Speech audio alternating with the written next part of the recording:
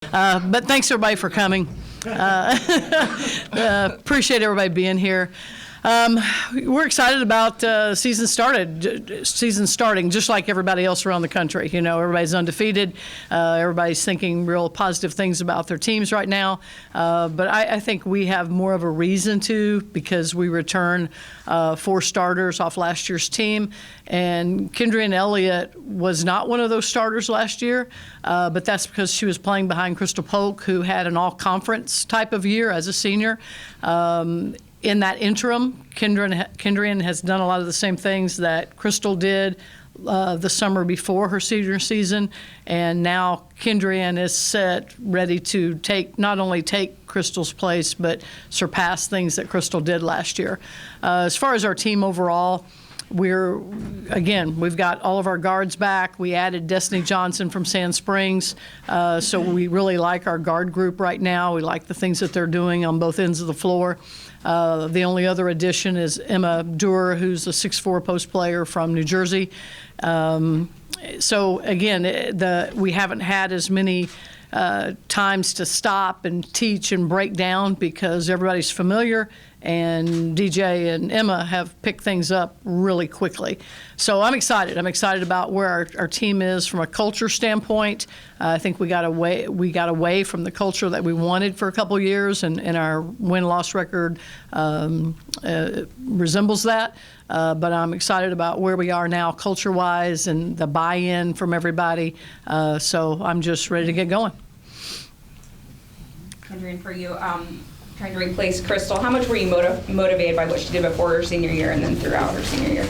I was very motivated by it just because I got to see, the progress over her whole time being here and, seeing some setbacks, and her just being able to come back from that and just finish off very strong is just very motivational for me because I know I can do the same thing, and as Coach said, I plan on doing that and more. You had a lot of freshmen last year. Now those girls are sophomores. What sort of progression do you expect to see from them?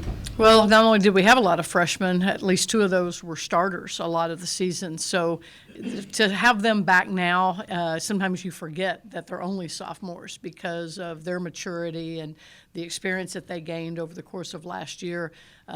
Desiree Lewis is still our most dominant rebounder. She just has a nose for the ball. She knows where it's going to come off the rim. She's relentless in the pursuit of it.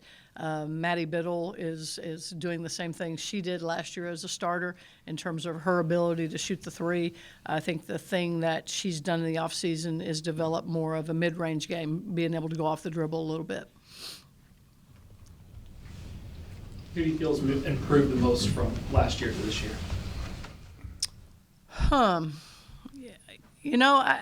I see a difference. Even though Desiree started probably every game for us last year, I see a different mentality from her right now. I think last year she was just doing what she does naturally, and I think now she's more into the structure and the knowing what to do. Let's say we're running a set, she would do her job. But now she does her job, and she knows what the people around her's job is.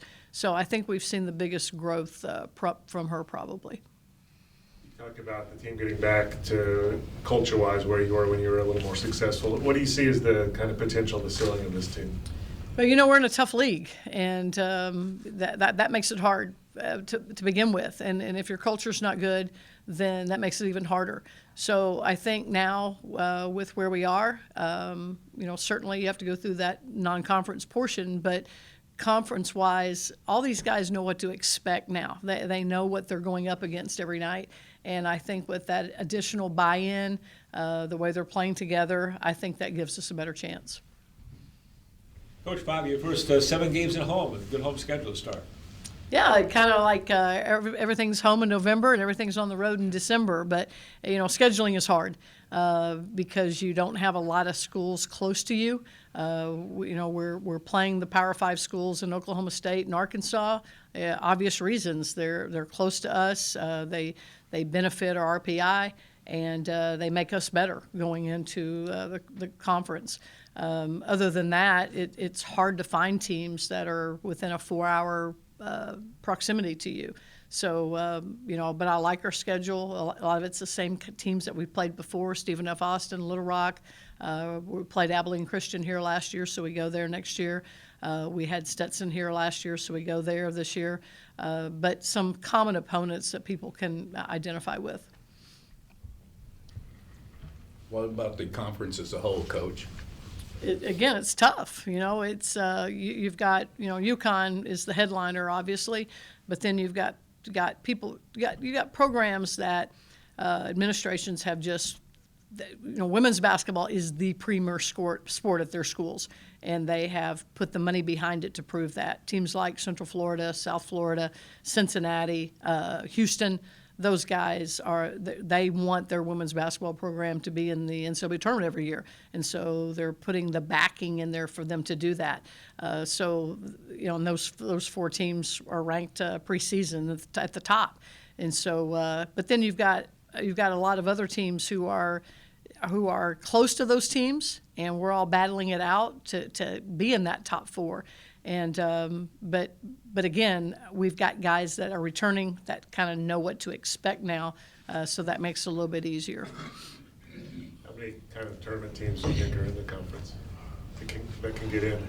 I think any of those top 4 can get in. It's dependent upon their RPI after they get through non-conference play, but I think any of those 4 teams would have a chance to get in.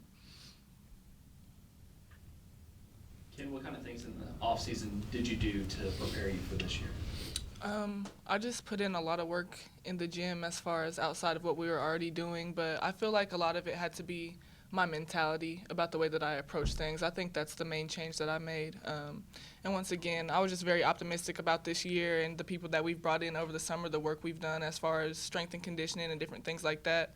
It looks really good as far as going in. I'm really excited about it. So just as far as the changes the whole team made in our mentality, as Coach has mentioned, the buy-in and our different work ethics, everything's pretty much working together and flowing the way that we want it to. So you can already feel a change between how your previous 3 years have been to this year, just optimism-wise? Yeah, for sure.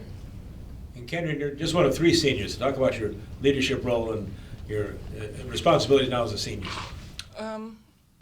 It's definitely changed as far as being a leader, and I feel like that goes into the mentality as well, just knowing I have to show the younger girls what is to be expected. Like she said, we do have a lot of younger girls that are experienced already as far as starting and things, so that helps a lot as far as my leadership role and what I need to do. But another thing that everybody has bought into is leading the team and holding each other accountable, picking each other up, so that makes it easier because I feel like everybody's on the same page.